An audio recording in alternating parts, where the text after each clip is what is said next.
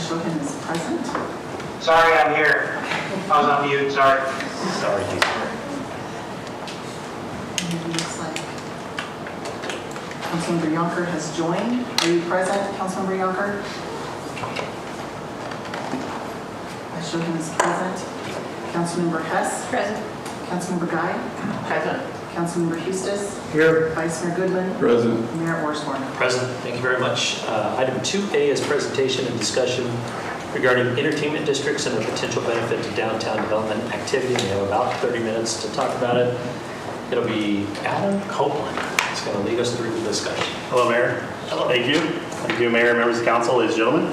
So Adam Copeland, Deputy Director in Planning. Happy to be before you today. Tonight we're going to talk a little bit about the establishment, what it takes to establish an entertainment district. The bulk of the presentation will include some facts of what an entertainment district is, recommended district boundaries. We'll also talk a little bit about the opportunities and challenge if we decide to move forward in creating a district. Also some economic development opportunities that come with that. And then a little bit about next steps in the process, but we will have questions also at the end, and we'll be able to have some dialogue on that as needed. So just starting with the facts, entertainment districts are regulated by Arizona revised statutes. A city can approve an entertainment district, which basically allows for an exemption in distance restrictions of 300 feet to a public or private school in a with certain liquor license applications. Like for instance, a bar, a liquor store, a pub, those types of uses currently, if they were to come into the city of Buckeye, they need to be at least 300 feet away from any public or private school, grades kindergarten through 12th or 1st through 12th, as well as from any playground or play area. So there's that current restriction. But in an entertainment district, if the city does establish those, and we'll go into obviously a little more detail today, the city does have an opportunity to allow those uses within that 300 feet if appropriate. So other facts regarding entertainment districts is you can have up to 3 districts in cities that are 500,000 or more. Cities that are 200,000 to 499,000 and some change, you can have up to 2 entertainment districts. In cities under 200,000 people, you could have 1 entertainment district. So City of Buckeye is under the 200,000 population mark, so we would be allowed to have 1 entertainment district at this time. The district also has to have a contiguous area, so you can't have, like spotted district boundaries. It all has to be contiguous within a particular area. It can't be any more than 1 square mile, which is about 640 acres max. Not less than 1/8 mile in width at any end. So you can't have a 300-foot segment. It has to be at least at 1/8 mile in width or larger in order to meet that standard. Also, the state requires that the district needs to include a series of entertainment, artistic, cultural venues, including music hall, concert facilities, theaters, arenas, stadiums, museums, studios, galleries, restaurant, bars, and other related facilities. So other related facilities includes a number of different entertainment venues that probably meet this definition that we'll go over in a little bit within our downtown area. Lastly, which we'll touch on at the end of the presentation, the City Council has the opportunity to adopt an entertainment district through resolution, which may be an opportunity we want to move forward with. So before we get into some of the mapping and some of those recommendations as to the boundary, I want to go over what the entertainment district does not do. So it does not allow off-premises use like sip and stroll. So those that are familiar with that, sip and stroll is like when you're in Las Vegas, or actually Desert Ridge Mall allows for folks to be able to sip and stroll within the common area within the Desert Ridge Mall. Off premises within the area that's not next to a public road or a public parking lot. It has to be kind of in a private, managed, maintained mall environment. It also does not impact any existing businesses, so businesses that are already operating, schools that are pending an application, or anything. Those are locked in, grandfathered in, so it doesn't impact any existing businesses. Does not waive any processing of liquor license application, so they're not waived from going forward to City Council. Lucinda, you'll see that she'll have a number of liquor license applications on the council agenda, so it doesn't waive that process requirement. It also does not have any impact on proximity to churches. So some cities that have established an entertainment district over the last 10 years statute required, I think it was before 2021, 22, that the 300-foot separation was not only to public and private schools, but it was also a separation requirement to churches. That's no longer a statutory requirement. It's only to public and private schools. Yes, sir. It says does not, but could. No, it does not have any impact from a legal perspective. There's no legal impact having a bar, tavern, lounge, pub within the 300-foot distance currently. If a church was located anywhere in Buckeye and a bar or tavern lounge were to locate, let's say 100 feet away, there's nothing in state law that requires it to be 300 feet away or more. So that's what that. Could we? If we wanted to say this church is right here and we don't want part of our district to be within 300 feet, could we do that? I think if, and correct me if I'm wrong, Lucinda, but I think if the council did have a liquor license that was near a church, or let's say it's close to a church, the council may have discretion on if they're supportive of that liquor license. It could be a discretionary thing, but as for state law, there is not anything that would prohibit that from taking Doing place. the reverse of what I think what I'm asking. Could we make restrictions that says does not have? In other words, it says here that I can put it next door to a church, but could I, as a city council, stop it from being less than 300 feet? I think Scott McCoy has. Mayor, Councilmember Hustis, that's something I'll probably need to look into, sir. I think there's some potential issues with that approach, but I'm happy to look into that, give you an answer. Because this is all said, does not have.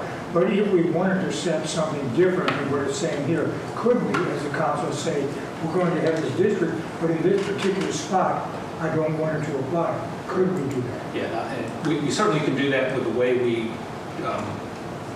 establish the district boundaries, right? So if we were aware of a religious institution that we wanted to, gerrymander is a phrase that, you can adjust your boundaries to maintain that separation that we have in the statute and probably still achieve that. I think once we adopt an entertainment district, I think we're stuck with the state law in terms of what the requirements are. So there's a way to probably accomplish that, probably not a way to accomplish it after the fact. Okay, thank you. Thank you, sir. What it doesn't do, it also does not change any zoning standards. So it doesn't impact land use, it doesn't impact setbacks or anything of that nature. And it also does not restrict the development of new schools. So as an example, if a bar or a pub went somewhere in downtown and a school wanted to come in later and locate next to it, it wouldn't prohibit the school from locating next to it. So it doesn't impact anything. Schools are exempt from zoning, public schools are. So that would not be an issue. Right, so this can't be within 300 feet of a school, but if a school comes in, they can locate next to it? Yeah, I understand they have the right to locate within an existing, so if a bar is in existence, they have a right to, I think, locate within 300 feet, from what I understand, if they come in after the fact, because they're exempt from zoning standards. I don't know, from a legal perspective, are we aware of any issue or any provision that wouldn't allow a school to do that? To locate in proximity to an establishment serving alcohol? Yeah. That's within an entertainment district? Yeah, I think my understanding of statute, the way I read it, is the bar tavern has the restriction, but the schools don't. That is correct. Yeah. Okay. So the recommended entertainment district boundary, so this particular boundary, as I mentioned before, it had the district has to include a number of entertainment uses, retail, cultural facilities. And so what we did is we took a look at our downtown and we wanted to kind of mimic what we have in our downtown specific area plan within more of our urban core district within that plan. And so this is fairly consistent with that boundary. But what this district includes, it includes those dimensional requirements that need to meet state law. The width is greater, at least 1/8 mile or greater on either side. This particular area is also 90 acres, which is well under the 1 square mile maximum you can go. And 4th Street as well as Monroe, again, is that more of that the future vision of that area is for that more of that entertainment district core of our downtown. So we thought it'd be a good idea to kind of match our specific area plan, and the beauty of that, it also met those statutory dimensional requirements. The third element to that is the uses that are within that boundary. We think there's enough of them, and the reason why we had to expand that out a little more is because you have to have some significance of those uses.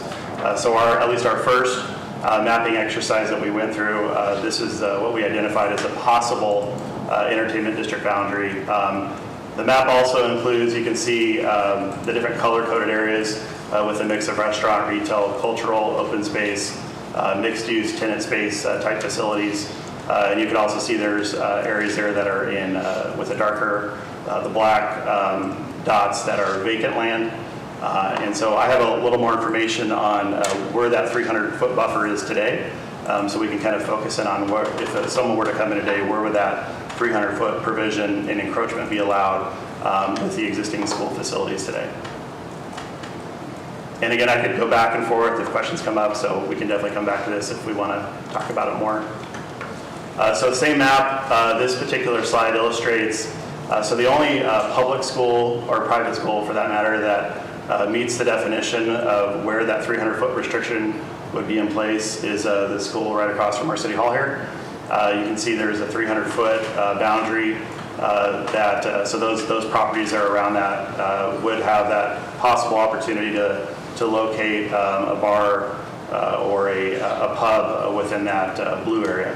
And I have another slide that kind of zooms in a little further. So these properties here, obviously City Hall, but these properties here are within that, touch the 300-foot boundary around the existing school. But again, that's what exists today. But in the next 10, 20 years or so, if other schools locate off of Monroe, there could be other locations that are within that 300-foot boundary. But it's very limited. The area that's impacted by the encroachment, it's very limited in downtown. So bars and pubs, there's many other opportunities where they can locate that aren't within this area in downtown today. Other cities that we did some research on, they actually, when they had the restrictions with the churches, as well as the public and private schools, they have a number of them within some of their older downtown areas. And so some of those areas have, 3 or 4 different areas that have encroachment. But our downtown just has this one area that exists today that would allow that encroachment opportunity if we decide to continue to move forward and explore it. Hey, Adam, it's Tony. Yes, sir. So this doesn't affect a Class 12 liquor license, is that what I'm understanding? Yeah, so let me jump real quick to, so the liquor license that are not impacted are restaurants, Class 12, special events, hotel motels, and government facilities. So yes, Class 12 is not impacted by this. All right. Go back one screen.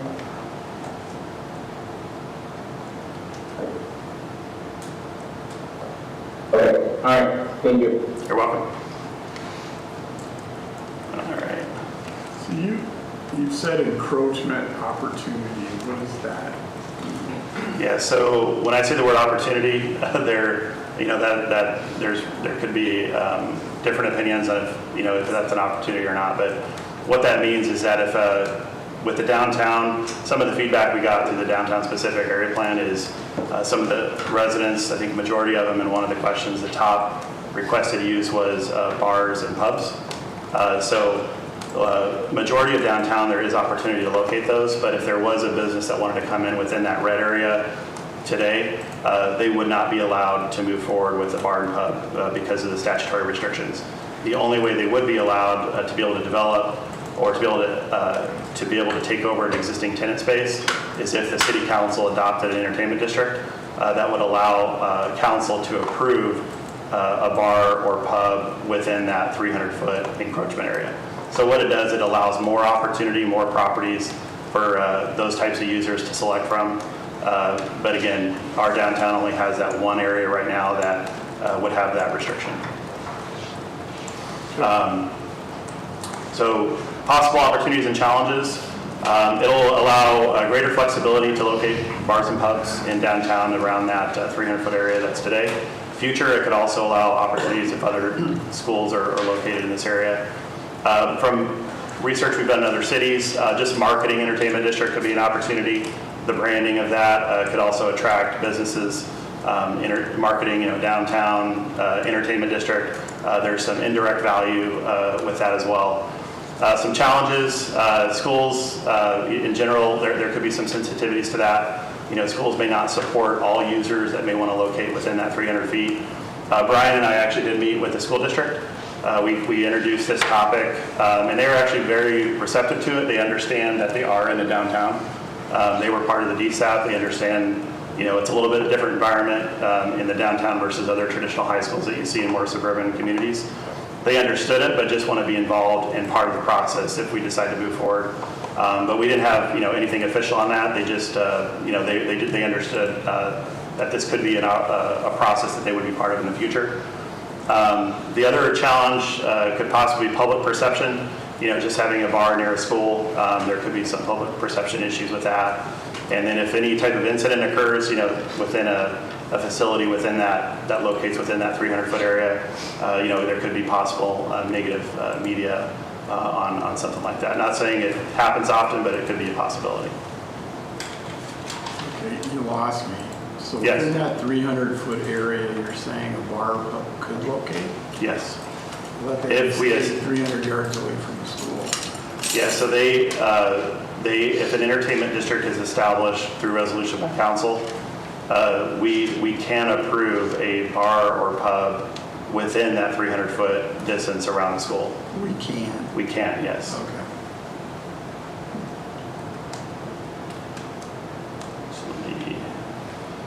So just going through the full gamut of other opportunities that could present itself. So as I mentioned a little bit before, there's a marketing opportunity for downtown. I know Cottonwood has a similar district that they market. In some of their material, they put entertainment district downtown. That there's a little bit of buzz there.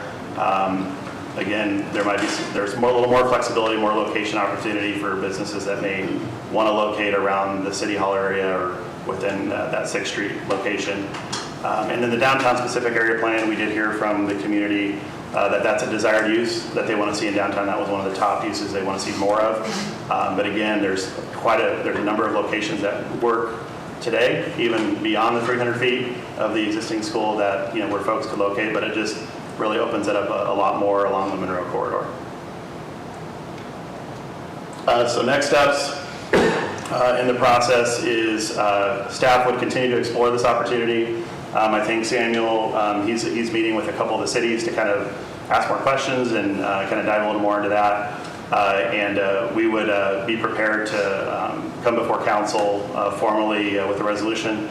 And so that's just, it's an opportunity. At this stage, we're just exploring what an entertainment district is. We want to educate council, and I think we're happy to answer any questions the council may have on this. This does conclude my presentation, and if you'd like me to go back to any slides, happy to do so. So with that, Mayor, happy to answer any questions you have. Okay, thank you. Let's start with Councilman Yonker. Any questions or thoughts? Yeah, I think that I think this would be a good addition to the downtown to make sure we're attracting everybody that we can to see the DSAP through. Scott, Mr. McCoy, I should say, can you speak a little bit about your time? Did you do one of these in Yuma in your checkered past being part of that?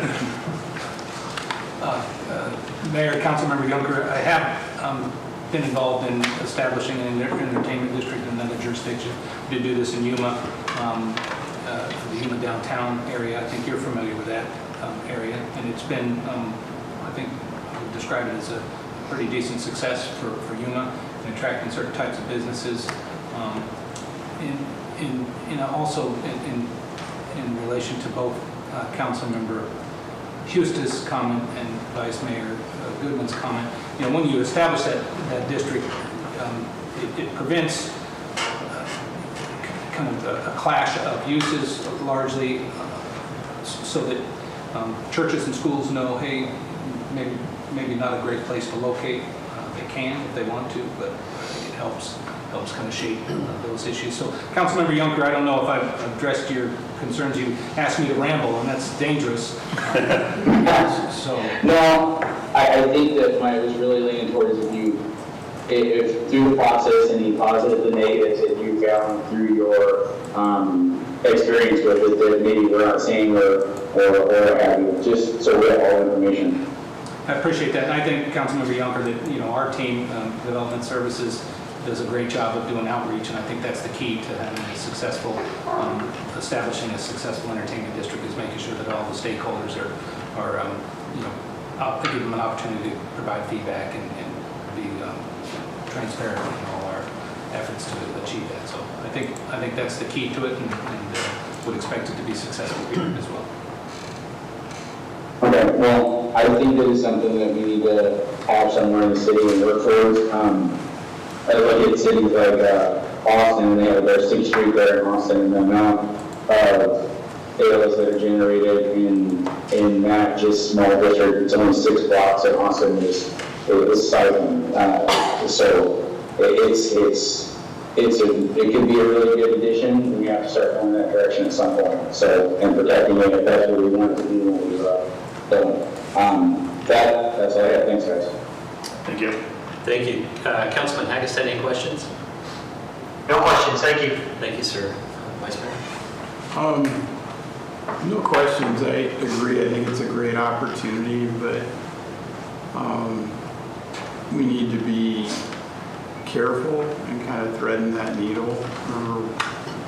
Wasn't that long ago we were sitting here and talking about dispensaries and where do those locate within this area, and I'm not advocating for that in any way, shape, or form, but I think we need to have that level of conversation, especially around the school. I don't know if we're able to add another layer to that, how we would control, those businesses coming in within that 300-foot barrier, the types. But I agree. I think it's something we need to proceed with aligns well with the DSAF and what we want to be. So, no questions. And thank you, Councilman.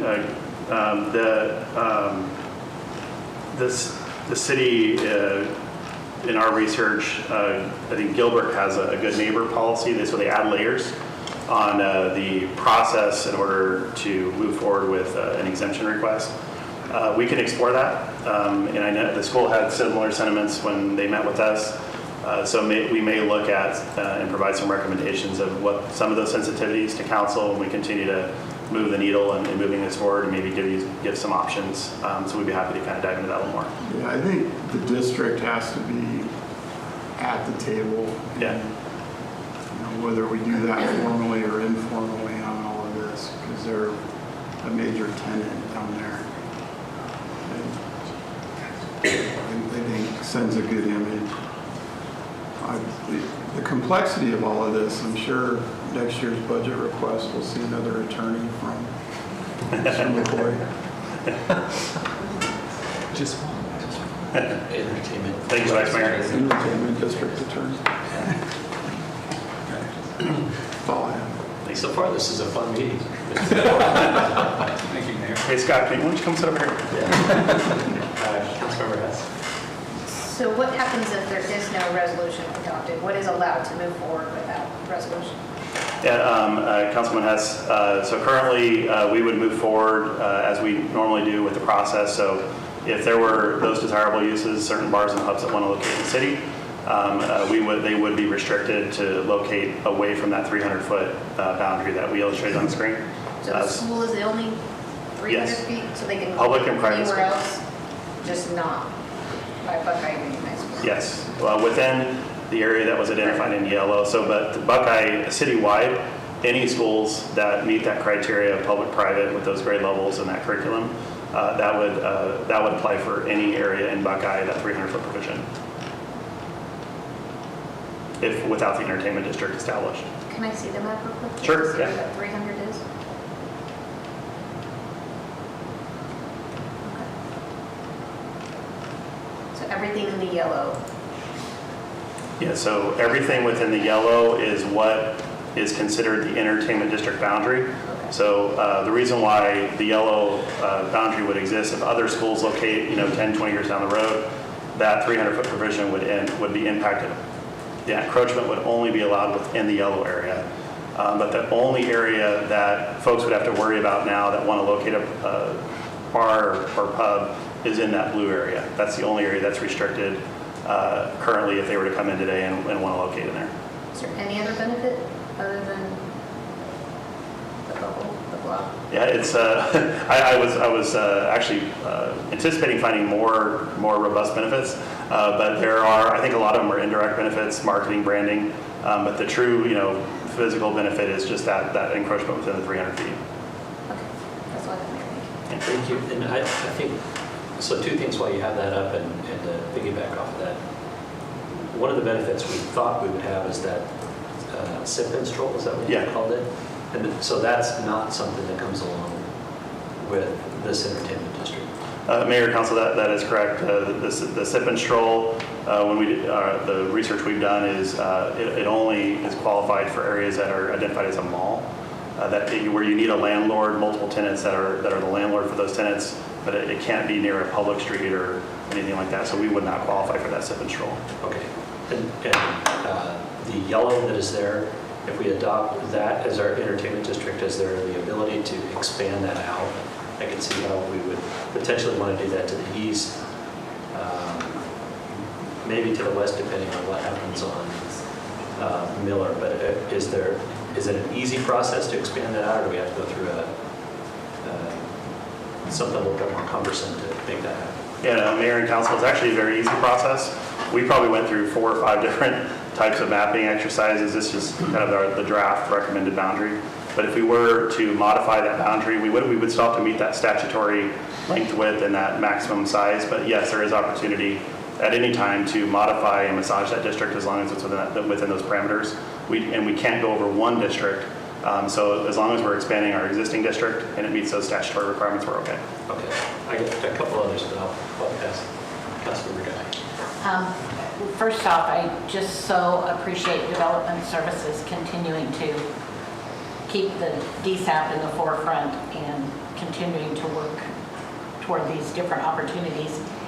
And I just think anything we can do on the front end that makes it easier for when someone comes in, that it's prepped and ready. It's like when we didn't have any spec buildings in economic development, and so they go somewhere else.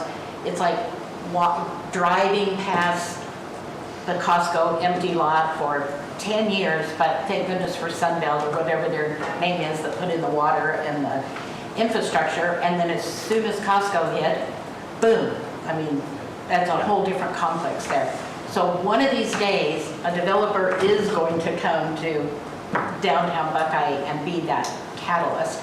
And as easy as we can make it for them to already have things in place is beneficial in my way of thinking. Councilman Houston. I guess I'm missing some of the point of this. Is this just a sales pitch to be able to go out and sell the idea by saying, look what we've got an entertainment district?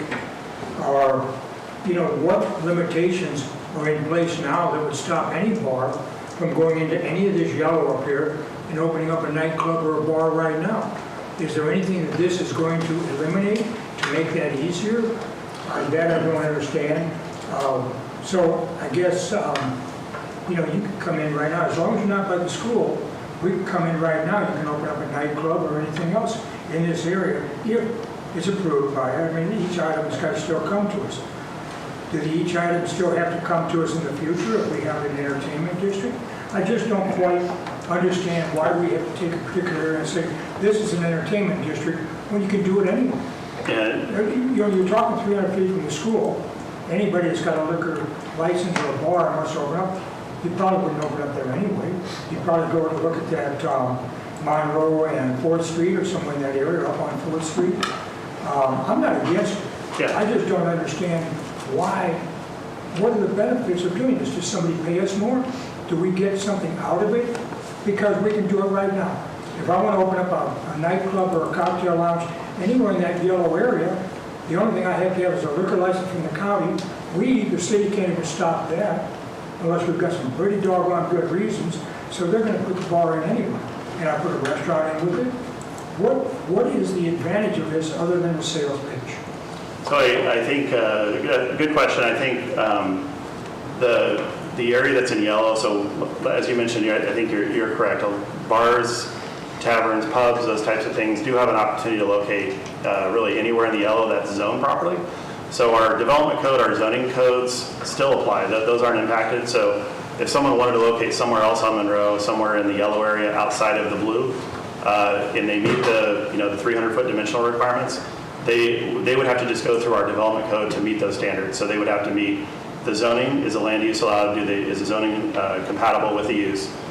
We would go through the process and determine if it needs a site plan, and you've been part of many of those commission meetings where some of that would move forward to the commission and even council if a rezone is required. But as I think Mayor mentioned before, and I think, or actually Councilwoman Hess, there really is, I think, that one benefit only within that blue area, and it's a branding, marketing opportunity.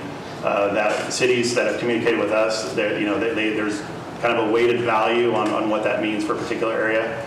Some of the cities that we've found that created those districts have multiple areas that would benefit from that 300-foot encroachment. So some of these cities may have 4 or 5 areas where there's more of the blue in their cities than we have. So we're just kind of kickstarting the conversation. We're a city of under 200,000 people, but over time, we can move forward with the entertainment district now, which allows the encroachment in the blue area, or we could wait till an application comes in. So if an application wants to locate in the blue, maybe that's the time we trigger the entertainment district.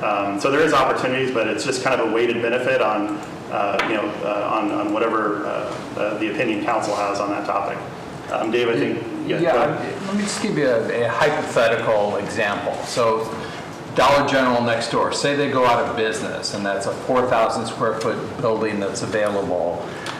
Susie gets her crack economic development team working, and we get Sam Fox interested. And he says, show me all your 4,000 square foot buildings. Well, there's only one in downtown. And he says, if I can't put a liquor license in there with my restaurant, I'm not coming. So it's more than just a marketing thing. It could be a reality of being able to attract a business in an area we wouldn't be able to normally attract. So that's one way it could work. That's putting it within 300 feet. For the rest of the area, there are no limitations or restrictions any different than what we have right now. No, the yellow area, it is not. Just in the blue area. But you could have an opportunity like that comes forward, and as Councilwoman Guy said, you reduce all the restrictions up front and make it as easy as possible for those desirable businesses to come in. Councilmember Hughes, I'd also add, this yellow area isn't going to stay the way it is. So schools come in and out. We're seeing all kinds of different models of schools. We're seeing Dan sent out an email earlier this week about micro schools that are people are setting up in their homes, and so that would frustrate our ability to develop the downtown for some nightlife uses if in the future. So the genesis of this statute really goes back to some of the larger cities in Arizona who had areas of town that they wanted to establish some nightlife, bring some entertainment into venues, and they were frustrated by the existence of both schools and churches. Churches used to be in this mix too. I did a little bit of research on this, and I probably created the misapprehension that there's more in the entertainment district than I've been doing this work for a long time. I've been waiting to say this for forever, since the turn of the century. So I remember there are differences in the statute, but the genesis of it was that, some of these larger cities who had a proliferation of schools and churches just couldn't develop, in a section of their town that was a vibrant, kind of a nightlife and attract certain types of uses, concerts and nightclubs and sporting facilities. And so they were able to convince the legislature to allow this if we could let them to have the highest and best use of their land. So that's really what the issue is. So I don't have a problem with it at all. It's just that I'm wondering, what do we need it for? And you explained most of that just then. in case the school might come in or something, would get stored up somewhere. But I don't have a problem with what the idea is, I just don't understand the reason behind having to do it. Okay, I'm good, Mr. Mayor. Thank you. Okay. Really, since somebody mentioned Sam Fox, I've not heard another word. Are we- Hypothetical are you making an announcement only. right there? It's on public record. Okay. With an accreditation, or maybe that comes with accreditation. He sees it on it. Got it, good. Last question, and we're going to have to roll on, is the number, or the limit on the number of districts. Yeah. And does approving this affect anything that's going to happen with Vestar at the Broadway and McDowell I-10 area? Yeah, so that, the way we see it, because of the requirement that statute has with a mix of uses that are required in order to establish that district, I think we're probably a ways down the road for that Vestar property to be impacted negatively on this. I think one of the discussions we had internally, Susie, are you texting that business now, I think? She's Okay. texting Sam Fox. Let me Yeah, clarify but- that. yeah, sure. What I don't want to do is, Vestar, I think, is ready to go start building either end of this year or Yeah. next year. That concept that we're talking about, that entertainment district, or I think you said, maybe it's a little bit different There's a control. control because it's all owned by them. Yeah. And it's theirs. That might be the answer, and then we can finish it tomorrow. I'm seeing a bunch of heads shaking yes, so that is the answer. If we approve this, it doesn't mean that this is the only one in the city, and Vestar can't execute on what they're talking about. Mayor, let me clarify. What Vestar is doing is an entirely different section of the state statute. It is not an entertainment district, term of art entertainment district, 4207. So that just happens to be what they call it, the district, and they call it. But no impact on Vestar or Cover Law Marketplace. Perfect. I apologize, I understand what you're mentioning. Yeah, the landing in that same vicinity, the landing is also an area that will likely possibly include another entertainment district. I think once we're at that 200,000 plus range, that's an area that we're probably going to explore later down the road, but sorry if I confused that question. That's perfect. Okay, good. All right, Adam, thank you very much for the conversation and the clarifications. And look forward to getting the entertainment district going. Thank you. Item 2B is presentation outlining the emergency communications plan from the fire, police, and communications departments. We've got about 30 minutes for this also. And we've got a whole host of people that are going to be presenting. Fire chief, police chief, Annie, you're all are up. Scott, I defer all questions to Scott McCoy, please. Thank you for your confidence, Chief. You're welcome. So Mayor, Council, tonight, the three of us are going to put together some really brief informational workshop for you and answer any questions you have about emergency communications. So when we talk about emergencies, we're talking about any incident that really disrupts or has the potential to disrupt what's going in the city's normal day. Traffic flow, flow of business, those type of things. So anything that disrupts is an emergency. Anything that elicits a response from police, fire, public works, etc., involves us as well. You can throw APS in there because odds are if APS has an outage, we're thrown in there as well. And we consider that emergency because of some of the other stuff that PSEP does on the backside and our partnerships to do. So you can think of several different ones: fire, hazmat, severe weather, power outages, crime, etc. So a lot of those you never hear about. And why is that? Not every incident is communicated because of call volume. Call volume is probably the primary one there is between police having 55,000 calls. I'm scared of what you're saying. Is that Eustis in the picture? Yeah, some traffic tickets? We took out the picture of him in cuffs, so between police, about 55,000 calls from varying severities to fire with about 10,000 calls. You don't want us to get every notification, nor could you, because of HIPAA acts that are out there protecting people's medical information, citizen privacy. In some cases, police and fire response to incidents that are routine, somewhat routine in nature, but we don't want to communicate what's going on at that residence. The nosy neighbor clause that people want to know, but we can't put that out to everyone. And then the other is maintain integrity of an investigation. And that could be immediate, if that's identified, and ongoing. So I'll turn it over to Chief. You're supposed to take a little longer, sir, but that's okay. I'm trying to make up for Adam. All right, sir, Adam, all right. Hello, I'm Bob Sanders, Police Chief. We know I've already been introduced. So what's going on behind the scenes? That's pretty much what we want to talk to you about today. So our goals are communicate to 4 different groups. One are community members, number 1, also our elected officials, our city employees, and also to the media. We want to tell our story, but we want to be accurate at the same time. We want either the fire, the police, or the city's PIO to be the source of information. Because as we all know, as soon as information gets out there, there's a lot of social debate, what's going on, and a lot of times it's just guesswork.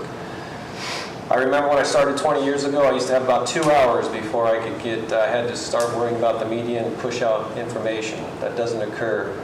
Just like with our recent hazmat incident, I was being texted with videos while I was home before I even got called by my own people.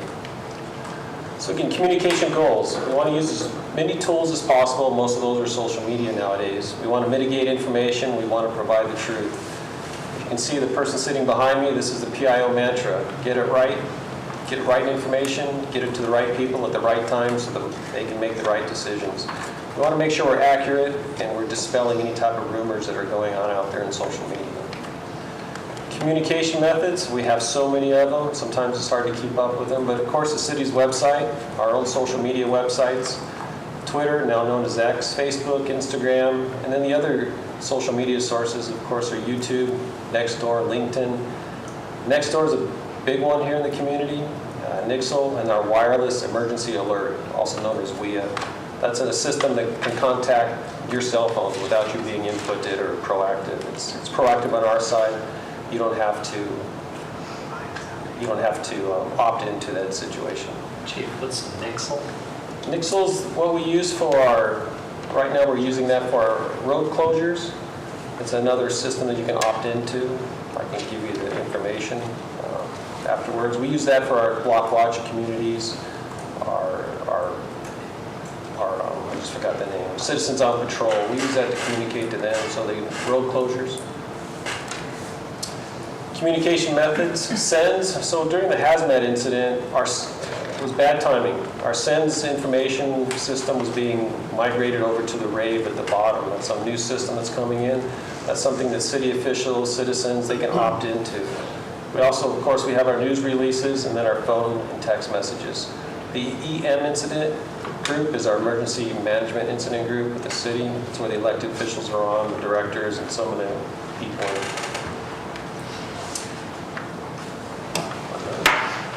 Any questions on my part? Sir? All right, thank you. You say Rave is... Rave is the new one that set up the new AZ 911 system. That's a product from Motorola. It's free to the city and all municipalities. It's an opt-in service to where citizens can opt in. We can also put our own emergency groups into that system. But it's a system that employees, not just employees, but citizens can opt in. If they have special information, medical needs, sometimes during our power outages, we have a hard time contacting seniors who may be on some type of medical services. So this can opt them in. It can also provide pictures and any other emergency information we may need to know about.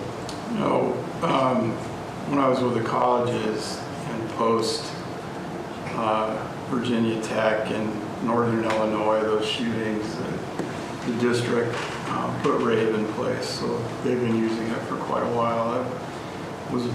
It's evolved, I'm sure. It was a good system then. But the important thing is we communicated to students, this is opt-in. So you need to sign yourself up for it. So. Yes, sir. We do have a communication plan. Once that's rolled out and fully implemented, all 3 of our departments are going to push that out. And also Maricopa County uses that, so we have some redundancy.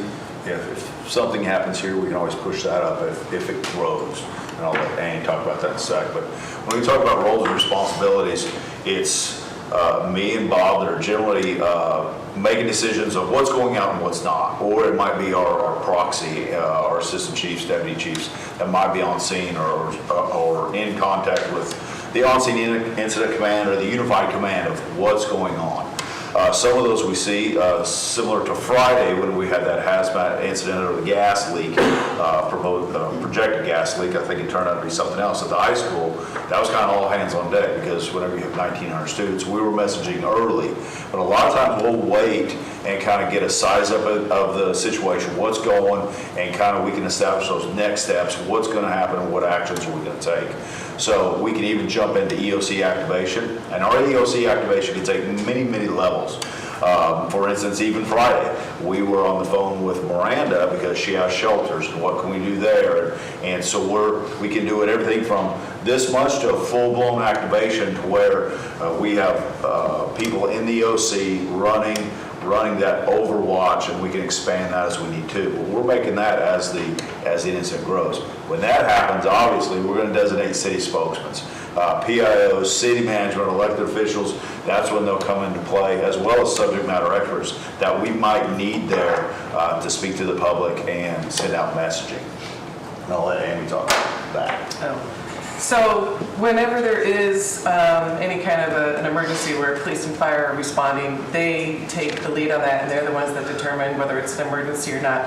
And once it reaches a certain threshold where, you know, Carissa and fire PIOs can only do so much, that's when they connect with the communications department, and that's when we get involved and we end up taking the lead in the messaging, but we don't send anything out without approval from police and fire. So we work very well together, and it helps them deal with the incident and what's going on, and we're in the background and we're updating websites, we're putting out fact sheets, we're notifying council, employees first, residents, and helping with the media as well too. So that's kind of what the process is. Police and fire own it, and we are just their backup for them. So that way we're staying in our lane and we're there to help them do whatever they need to do to get the messages out there.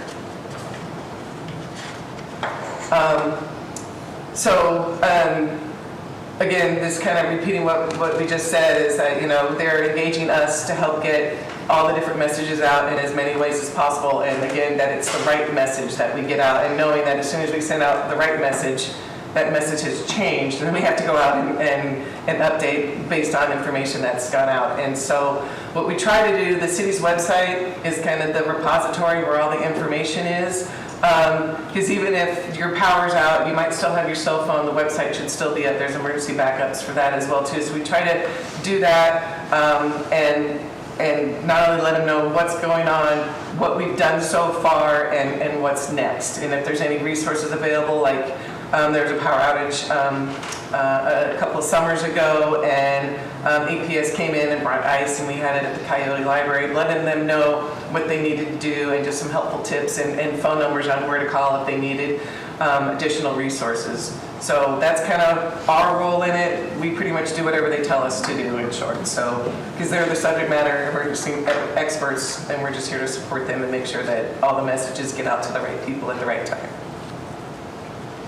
Those are my only 2 slides. Well, so the communication process, as we kind of expand, last Friday, the school was a perfect example that these don't usually end at our boundaries, right? There's other entities involved in that occasion. The school officials were involved. Me and one of the assistant chiefs were face-to-face with them, making sure we were communicating. They had the information on their website. Carissa, I had called because Rain was actually teaching our Captain's Academy. So called Carissa, she's driving, we get the brief, and then by then, she even read a script back to me, we're good to go, and by then we're notified, we'd already notified city management, and then we notified you. So that's kind of how the flow of those go. I think we're crafting some better communication out there because we had an EOC tabletop just a few weeks ago. And as we're sitting there, one of my captains is running that, and we realized everybody in the room from Public Works, Community Services, even some PD reps, were all new and had not been in the EOC before.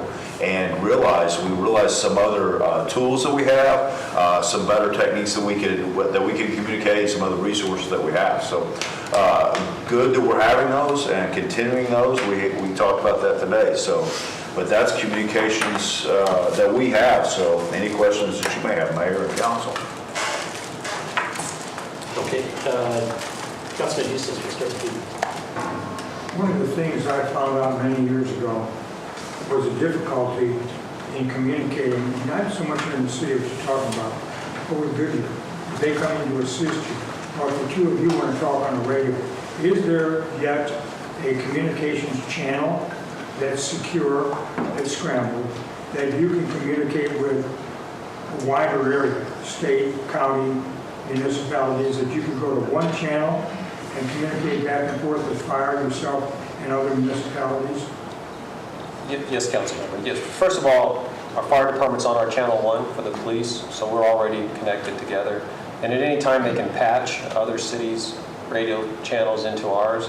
So it's called a patch channel. It's on the G deck. A little too complicated there, but it's on the G. So yes, sir, it can be done, and usually with the helicopter. Anytime there's other agencies that come in, we can patch them right in. You're not going point to point like they did. No, it's live. It's live. There's no third-hand information. We go through two different dispatch centers. That's all I've got, Mr. Mayor.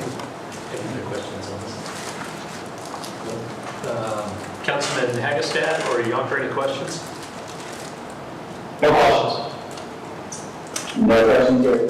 Okay, thank you. The only question I have, and I'm sure it's tucked into some of that stuff, so very real example, the hazmat incident at Thatcher, thank you. I know that the public is going to be asking, well, how do we get notified when something is happening like that? And I doubt everybody is going to get signed up for the system.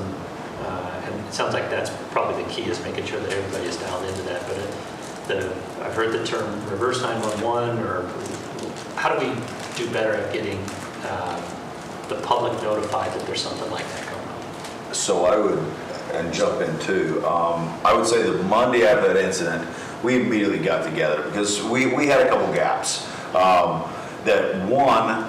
We had the area controlled that was, by the time it had played out, we had notified people. We were actually knocking on doors in that neighborhood. But if you saw pictures that were out there, it looked like a terrible hazmat incident. Yeah. But there were no threats to our community other than what was right there. Now, that is what Chief talked about earlier, is once that hit social media and was out there, there's a little, so we could have done better at messaging that throughout the incidents, such as some, I hate to say a little bit more generic, but closing some loops to say all those in danger have been notified, they're in place.